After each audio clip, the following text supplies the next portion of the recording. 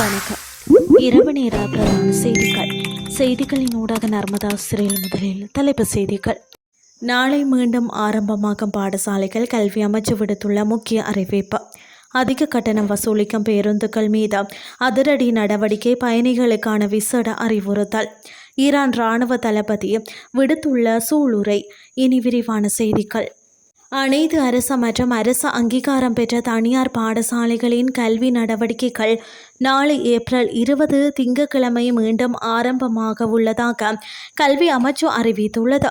சிங்கள மற்றும் தமிழ் மொழி பாடசாலைகளுக்கான 2026 ஆண்டுக்கான 2ஆம் தவணையின் 1ஆம் கட்டம் நாளை ஆரம்பமாகிறது. முஸ்லிம் பாடசாலைகளின் 2026 ஆண்டுக்கான 1ஆம் தவணையின் 4ஆம் கட்ட கல்வி நடவடிக்கைகள் நாளை ஆரம்பமாக உள்ளன. புத்தாண்டு விடுமுறையின் பின்னர் மாணவர்களின் கல்வி செயற்பாடுகள் வழமை போன்று நாளை முதல் இடம்பெறும் என கல்வி அமைச்சு மேலும் தெரிவித்துள்ளது. பேருந்து பயணிகளிடம் சட்டவிரோதமான முறையில் அதிக கட்டணம் வசூலிக்க அல்லது பயணச்சீட்டுகளை வழங்க மறுக்கும் பேருந்துகளுக்கு எதிராக கடுமையான சட்ட நடவடிக்கை எடுக்கப்படும் என தேசிய போக்குவரத்து ஆணைக்குழு எச்சரித்துள்ளது.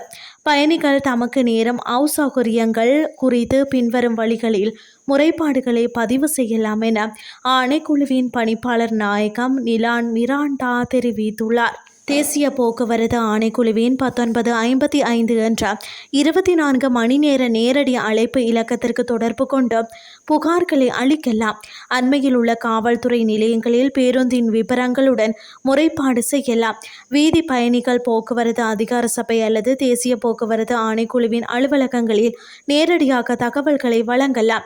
இந்த விசேட கண்காணிப்பு நடவடிக்கைகள் எதிர்வரும் ஏப்ரல் 21 வரை 24 மணி நேரமும் நாடளாவிய ரீதியில் முன்னெடுக்கப்படும் என அறிவிக்கப்பட்டுள்ளது. இனி வெளிநாட்டு செய்திகள். ஈரானின் தரை, வான் மற்றும் கடல் எல்லைகளின் பாதுகாப்பு, சுதந்திரம் மற்றும் பிராந்திய ஒருமைப்பாட்டை தொடர்ந்து பாதுகாப்போம் என்று அந்நாட்டின் இராணுவ தளபதி மேஜர் ஜெனரல் அமீர் கடாமி உறுதியளித்துள்ளார். ஆயுதப்படைகளின் ஏனைய பிரிவுகளுடன் இணைந்து இராணுவ திறன்களை மேம்படுத்தும் அதே வேளையில் எதிரிகளை தீர்க்கமாக எதிர்கொள்ள தயாராக இருப்பதாகவும் அவர் குறிப்பிட்டுள்ளார்.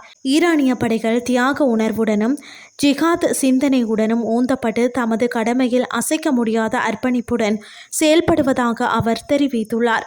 மேலும் எங்கள் படைகள் எதிரிகளை கடைசி மூச்சு வரை எதிர்கொள்ளும் எந்த நேரமும் போருக்கு தயாராக விரல்களை துப்பாக்கியின் வரிசையில் வைத்திருப்பார்கள் என்றும் கடாமி எச்சரிக்கை விடுத்துள்ளார்.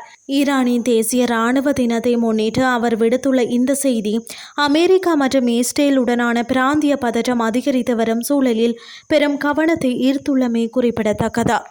இத்துடன் செய்திகள் யாவும் நிறைவடைகின்றது. அடுத்து காலை 8:30 எதிர்பாருங்கள். நன்றி.